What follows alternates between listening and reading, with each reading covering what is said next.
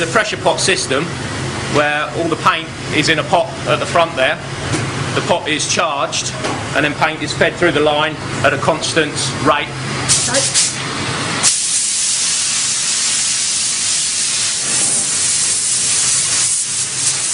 The cars come in a variety of colours, but whatever the customer chooses, they still have to pass an eagle eye.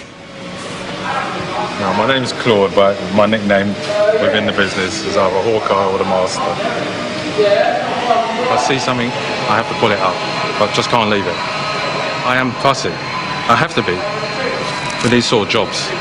You know, customers looking for perfection, and I have to deliver that. I'm looking through the centre of the door. I'm looking basically for flat marks, which will be where I've actually DA'd the panel. I'm just going to look through there to see if the actual panel is uniform all the way through.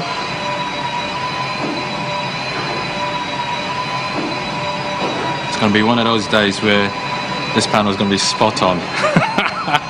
Once painted, the car is ready for the rest of the assembly process.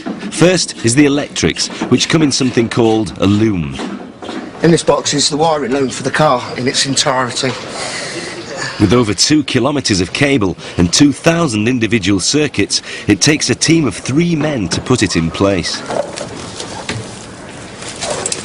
The way we put the loom in is operator 1 sits in the middle and feeds the loom from the inside of the car to the rear, and then feeds it to me, operator 3, from the inside of the car to the front. I am literally the middleman.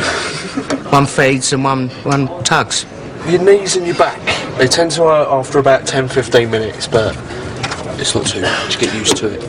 I run it across the back and then make sure it's not twisted, and then once I've made sure it's not twisted, there's a fir tree up here which I plug in, and then I drop it through this gap here, work out which wires go where. It's not too bad once you've done it a few times. You get the hang of it, you get to know which plugs go which side the wiring loom's got to go in. It's the nervous system, the veins. Without a loom, nothing's going to work. You have to be careful of the plugs, because they can break easily if you're a bit ham-fisted with it. But other than that, it's alright. We just work alright as a team. Everyone sort of mucks in and you just get the job done. Help everybody. Really. Help each other out where needed. It's all compact, it's like moving a stick and without breaking it. It's just a bit hard to move, get into place, try and get the plugs coming out in the right directions, and basically just getting it sitting nice so you can put the rest of the interior on top of it without wires bulging out everywhere. It can be tricky. The team fit out a loom in just 2 hours, but to hit the targets for the future, they'll be trying to do this job in 45 minutes, which means more workers and more space.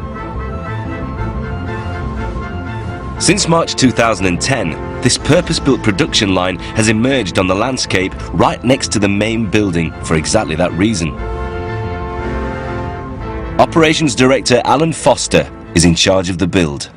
It's really only when you stand up on the hill that you actually see the true scale of the production centre. All you can see is probably the top 1/3. I mean, there's a basement underneath here.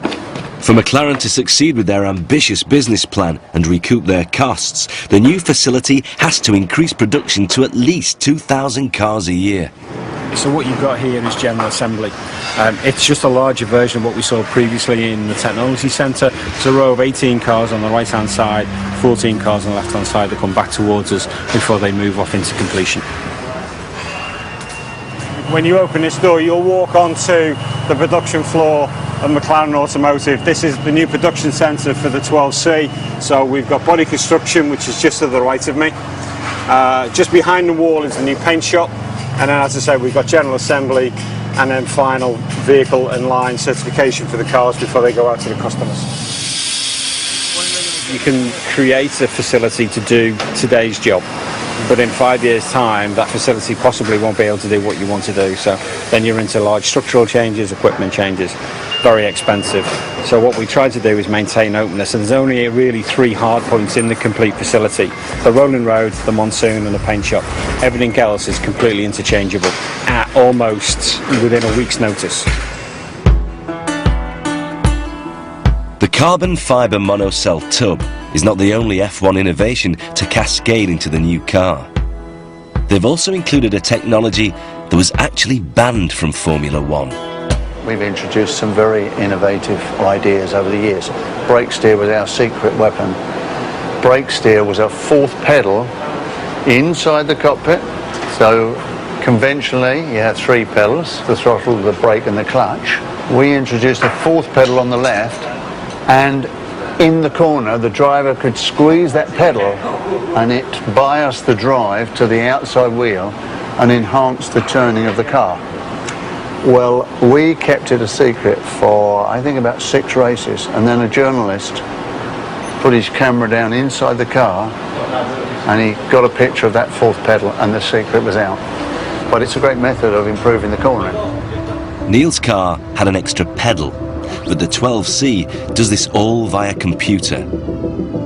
At this speed, the car would normally follow this line, but using brake steer allows it to follow this line, holding the apex of the corner and killing any understeer.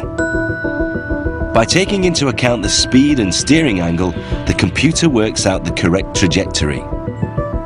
Located in the front luggage compartment, it sends a signal to the inside rear brake when cornering, allowing the car to effectively pivot around the desired path.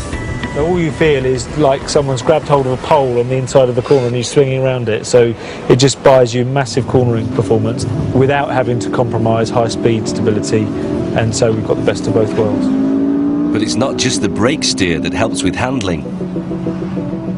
The braking system on the 12C means it can come to a complete stop from 124 miles an hour in just 5 seconds. Making sure the car will stop quickly and safely is a big responsibility, and today it falls to trainee Rachel, who's about to fit the brakes. I've taken the brakes apart before, I've taken the calipers off and a couple of the discs, but I haven't done it to process. On EPP. Cool. As an apprentice, Rachel is under the watchful eye of a more experienced assembly engineer. The torque values are all set for each bolt and for whatever material it's going into. It just ensures that it's not going to come undone and it's at the highest tightness sort of thing that the car can go for. Now it's going to be checked by the quality engineers. Charlie. Is that a quality man? He is a quality man. I have to make sure that their bolts are done up to a minimum, within minimum tolerance. Because it's an EPP, it's a safety critical part. The parking brake has to be doubly checked just to ensure that it is at the right torque. 354, all good. Cool. Yeah, that's probably about the size of the wheel of my car, let alone just the disc. The disc has to sit completely flush on the hub, otherwise it can cause juddering when the car's braking. You want to stop pretty quickly from 150, so you don't want it juddering when you're trying to stop. It's all done hydraulically, so the fluid comes in here, and when you put your foot on the brake pedal, pushes the fluid round the system, and then that will push the piston closed, which will clamp the 2 pads onto the disc. That's sort of a quick explanation, really. Just make sure the holes are lined up with the disc before you start. And the bolt in. That's it, yeah.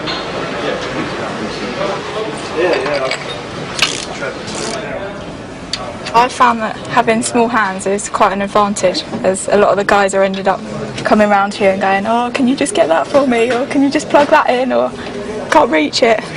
So it's quite good in that respect. Yeah, I worked my way up through apprenticeship, and then it's nice to see young people like Rachel coming through and really doing good stuff, you know, and it'd be nice to see them work their way up as well. Doing the brakes on the car is quite tricky. You've got to make sure everything's aligned and sitting right on the car, and she does it perfectly, really. Hopefully when I've worked out how to do it today, I'll be a lot more confident in changing any of the brakes, and it'll be a lot easier when a job comes in. Hopefully get it done a lot quicker. That's job done for the brakes. While McLaren have been adapting their F1 technology for many things, it's different for the engine. The car's 3.8-litre twin-turbo V8 is the first engine the company has ever designed themselves. A V8 is basically 2 4-stroke engines bolted together with a single crank. A 4-stroke engine works by allowing air and fuel to mix in the cylinder. At the first stroke, a vacuum is created. At the second stroke, all valves close, allowing the pistons to compress the air and fuel mixture, ready for detonation by the spark plug.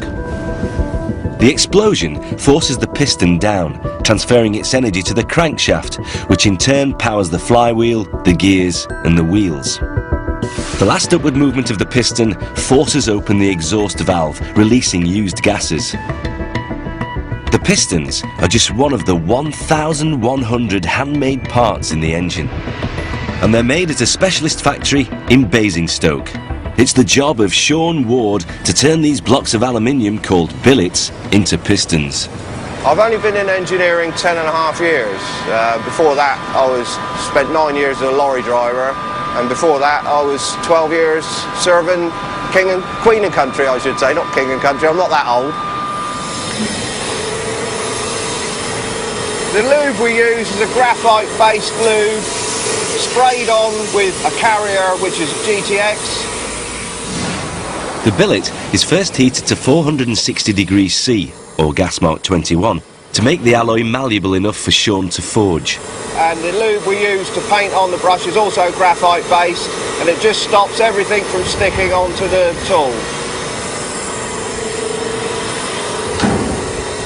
The hydraulic forge press has squeezed up with the equivalent weight of 88 elephants onto the preheated aluminium billet, creating the basic shape of the underside of the piston. Quick visual check, yep, everything's okay. It's like baking a cake, this job. You've got to get the temperatures right, you've got to get the ingredients right, otherwise you don't get no cake.